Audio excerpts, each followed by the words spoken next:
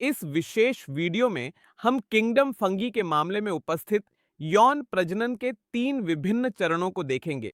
हम वर्गों में विभाजन के आधार और उपस्थित विभिन्न वर्गों के नामों को भी देखेंगे। अब यौन प्रजनन से शुरू करते हैं। 3 चरण हैं।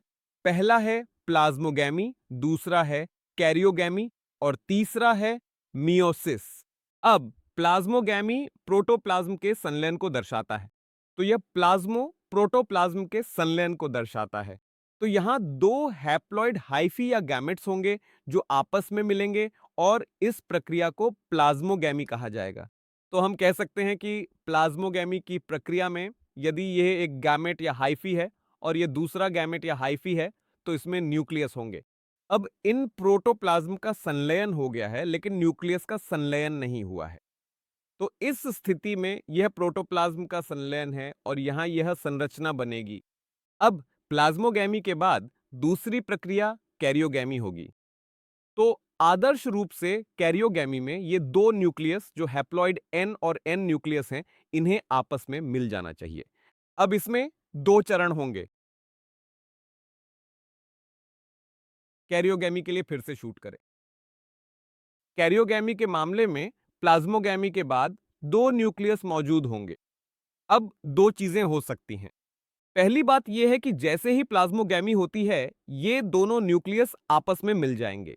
तो जैसे ही प्लाज्मोगैमी हुई, ये न्यूक्लियस भी आपस में मिल गए और इसके परिणाम स्वरूप डिप्लॉइड सेल का निर्माण हुआ। तो यह सामान्य स्थिति है। अब दूसरा मामला उन कवकों में होता है जैसे कि एस्कोमाइसीट्स और बेसिडियोमाइसीट्स। अब इन कवकों में क्या होगा? प्लाज्मोगैमी के बाद ये न्यूक्लियस तुरंत आपस में नहीं मिलेंगे, तो यह विशेष अवस्था कुछ महत्वपूर्ण समय तक बनी रहेगी और इस विशेष अवस्था को हम डाइकारियन कहेंगे और इस पूरे चरण को डाइकारियोफेज कहा जाएगा। यह एक महत्वपूर्ण जैविक प्रक्रिया है जो कवकों के जीवन चक्र में एक विशिष्ट भूमिका निभाती है।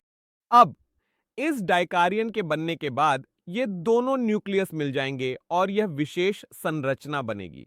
तो हम कह सकते हैं कि कैरियोगैमी के मामले में 2 तरीके हो सकते हैं। पहले तरीके में न्यूक्लियस का तुरंत संलयन होता है, लेकिन दूसरे मामले में न्यूक्लियस तुरंत नहीं मिलेंगे।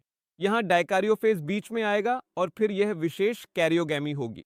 तो दोनों ही मामलों में डिप्लॉयड संरचना का निर्माण होगा। कैरियोगैमी के बाद तीसरा चरण मायोसिस है। अब मायोसिस उन संरचनाओं में होगा जिन्हें फलन निकाय फ्रूटिंग बॉडीज कहा जाता है और इन फलन निकायों में एक बार मायोसिस होने के बाद यह 2 एन संरचना फिर से हैप्लॉइड संरचना में बदल जाएगी और इस हैप्लॉइड संरचना को स्पोर कहा जाता है। इस लैंगिक प्रजनन भाग के बाद हम कक्षाओं में विभाजन के आधार पर आते हैं। तो कवक के वर्गीकरण के 3 आधार होते हैं। हम मायसेलियम की आकृति विज्ञान को ध्यान में रखते हैं। दूसरा है फलन निकाय और तीसरा है बीजाणु निर्माण का तरीका। तो इन 3 आधारों पर हम 4 वर्गों में विभाजित करते हैं। पहला वर्ग है फाइकोमाइसीट्स, दूसरा है एस्कोमाइसीट्स, तीसरा है बेसिडियोमाइसीट्स और चौथा वर्ग है ड्यूट्रोमाइसीट्स।